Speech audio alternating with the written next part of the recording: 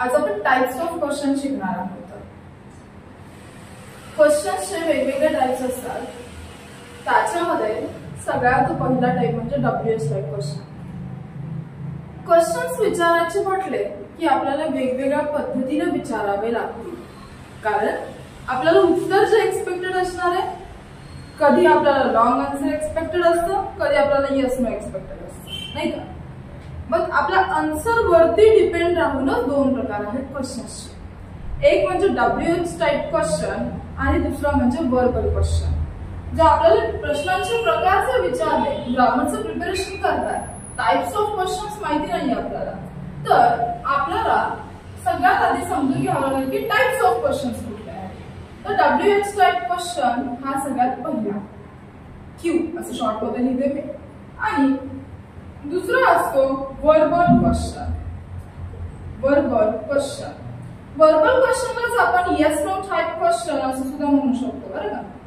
Yes no type question.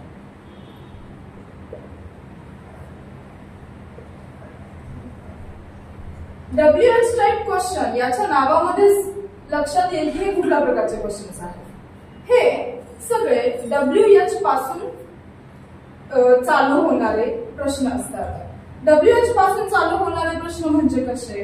आता पहा, तुम्हाला WH वर्ड्स माहितीच असतात। For example what, who, where, which, whom, whose, 1 2 3 4 5 6 7, why, how,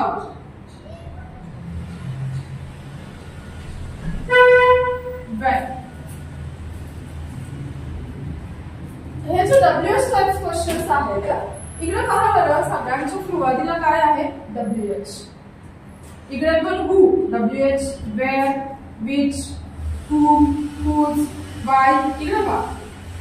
आता हा एक वेगळा वाटतो, तुम्ही म्हणाल इकडे पहा HOW, इकडे तर नाहीये WH, इकडे WH असा सिक्वेन्सली नाहीये, परंतु त्याचा क्रम फक्त मागे पुढे झालाय, म्हणून हा सुद्धा WH वर्ड्स मध्येच असतो।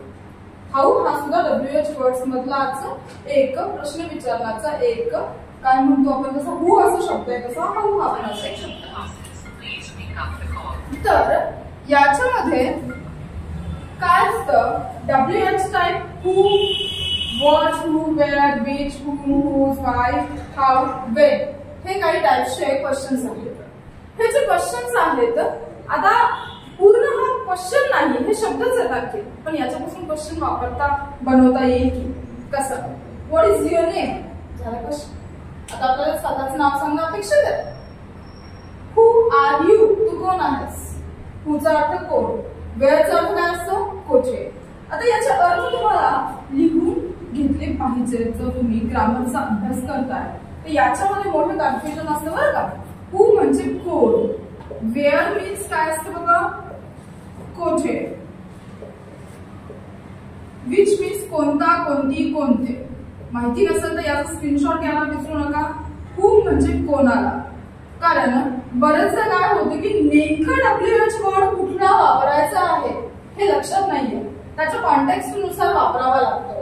माहिती नसेल तर याचे अर्थ तुम्ही लिहून घ्या किंवा स्क्रीनशॉट मारा, त्याला नंतर वाचा। वाई म्हणजे का, हूज मीन्स कोणाचे, कोणाची असं सुद्धा अर्थ येतो।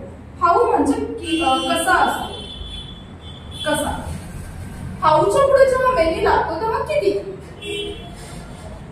वेन, वेन मीन्स केव्हा, केव्हा। आता याच्या अर्थानुसार याला वापरावं लागेल।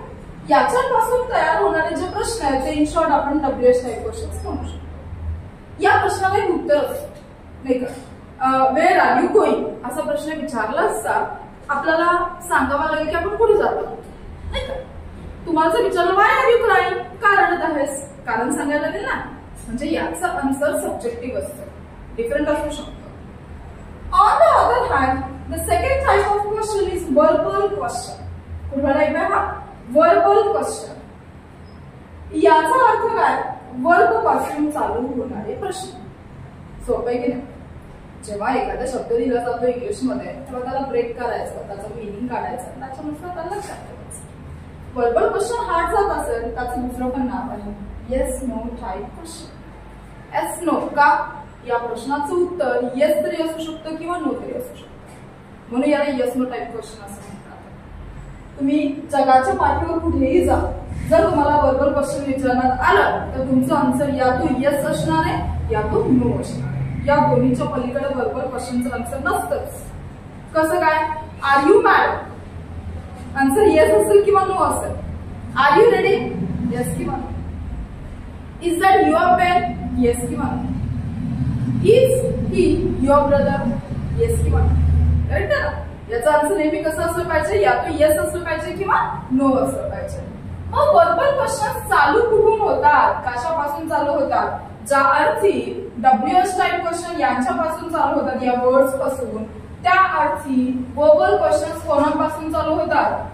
ते बिगिन विथ हेल्पिंग वर्ब्स. माहितीत का हेल्पिंग वर्ब्स रे बाबा? सहाय्यकारी क्रियापदे असं म्हणतो. माहितीये कुठले आहेत सहाय्यकारी क्रियापदे इंग्लिश मध्ये?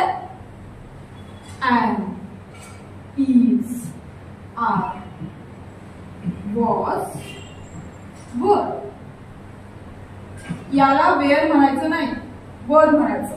वेअर म्हणजे ते परिधान करणे, त्याच्यासाठी वेअर वापरला जातो शब्द, पण हा वर आहे. आणि तिकडे वेअर म्हणजे WEAR असतो स्पेलिंग आणि इकडे असतं WERE. सो वर. Do, does, did. Does, did. Have, has, had.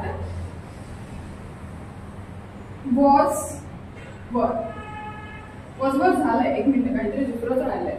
काय राहिलं बाबा? हा, शल अँड विल राहिलेला आहे. शल अँड विल.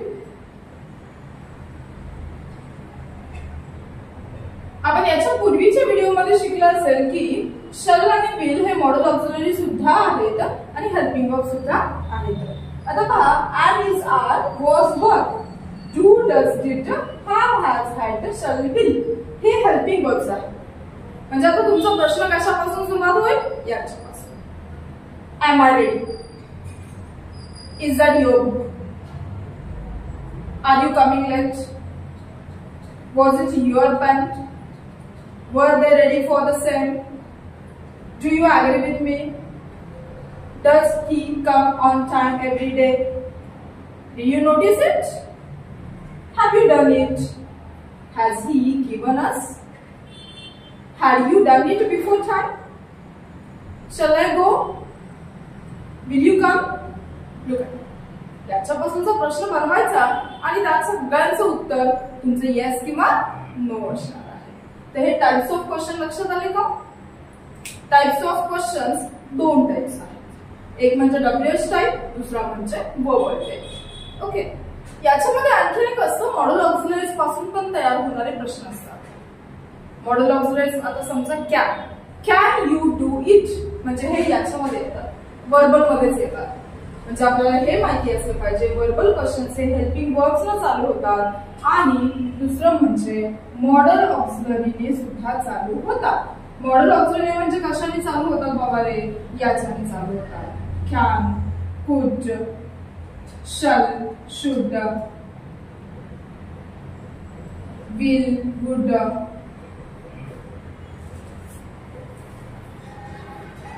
तिकडे पुन्हा कुड झालं, may, might, need to, have to, ETC टाकून देते म्हणजे पुढचे लक्षात येते तुम्हाला. आता पहा, वर्बल क्वेश्चन फक्त हेल्पिंग वर्ब्सना चालू होणारे नाही तर मॉडेल ऑक्झिलरीजने सुद्धा चालू होतात. हा थोडा डिटेल टॉपिक आहे, त्याच्यामुळे आपण पूर्ण एकाच व्हिडिओमध्ये कव्हर करायचा प्रयत्न केलाय. याच्यावरची प्रॅक्टिस जी आहे ते आपण नेक्स्ट व्हिडिओमध्ये पाहू. याचा स्क्रीनशॉट घ्यायला विसरू नका, हे खूप इम्पॉर्टंट आहे. थँक्यू.